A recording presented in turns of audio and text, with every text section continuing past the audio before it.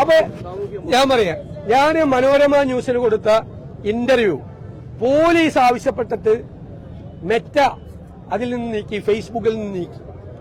ആ ഇന്റർവ്യൂവിനെ പോലും ഇവര് ഭയപ്പെടുവാണ്.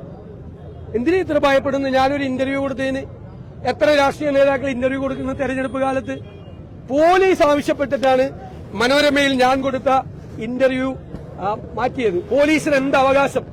പോലീസിന് എന്ത് അവകാശമാണുള്ളത്? എന്റെ ഇന്റർവ്യൂ നീക്കം ചെയ്യാൻ ഞാൻ എന്താണ് ആ ഇന്റർവ്യൂവിൽ മോശമായിട്ട് വല്ലതും പറഞ്ഞിട്ടുണ്ടോ? ഒന്നും പറഞ്ഞിട്ടില്ലല്ലോ. രാഷ്ട്രീയമല്ല പറഞ്ഞത്, രാഷ്ട്രീയ കാര്യങ്ങൾ ചോദിച്ചതിനുള്ള മറുപടിയാണ്. അപ്പൊ ഭയമാണ് ഇവിടെ ഭരിക്കുന്നത്. ഭയം. എല്ലാ ഏകാധിപതികളെയും ഭരിക്കുന്നത് ഭയമാണ്. ഹിറ്റ്ലറിനും ഭയമായിരുന്നു, സ്റ്റാലിനും ഭയമായിരുന്നു, പിണറായി വിജയനും ഭയമാണ്.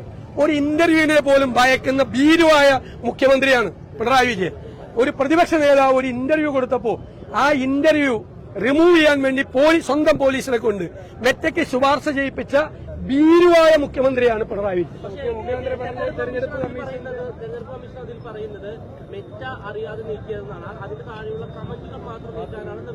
അതിപ്പോ വീണെടുത്തിടുന്ന ഉരുളുവാണ്. മനസ്സിലായില്ലേ? ഇപ്പൊ വീണെടുത്തിടുന്ന ഉരുളുവാണ്. കേരളത്തിലെ പോലീസ് ഇത് റിമൂവ് ചെയ്യണമെന്ന് മെറ്റയോട് ശുപാർശ ചെയ്തിട്ടുണ്ട്. എന്തിന്റെ അടിസ്ഥാനത്തിലാ? എന്താ കമന്റിൽ എന്താ കുഴപ്പം? അല്ല, കമന്റിൽ എന്താ കുഴപ്പം? അല്ലല്ലല്ല, ശുപാർശ ചെയ്തത് കേരള പോലീസ്, തെരഞ്ഞെടുപ്പ് കമ്മീഷൻ ഒന്നുമല്ല, കേരള പോലീസ് ശുപാർശ ചെയ്തത്.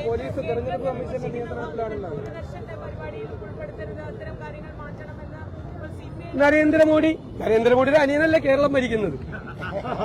അത് തന്നെ സ്വഭാവം. എല്ലാ ഏകാധിപതികളും ഭീരുക്കളാണ്.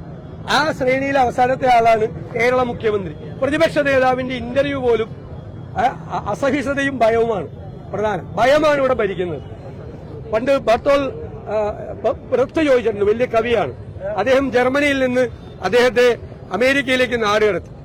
അപ്പോൾ അദ്ദേഹം ഒരു ജർമ്മൻകാരനെ കണ്ടപ്പോൾ ചോദിച്ചു, ബ്രത്ത് എന്ന് പറയുന്ന വലിയ കവി, അത് കവിതയാണത്, നമ്മുടെ നാട് ഇപ്പോഴും ഭരിക്കുന്നത് ഭയമാണോ എന്ന് ചോദിച്ചിട്ടുണ്ട്. ഏകാധിപതികൾക്കെല്ലാം ഭയമാണ്. അതിൽ കൂട്ടത്തിൽ ഭയമുള്ള ഒരാളാണ് ഭീരുവായ മുഖ്യമന്ത്രി.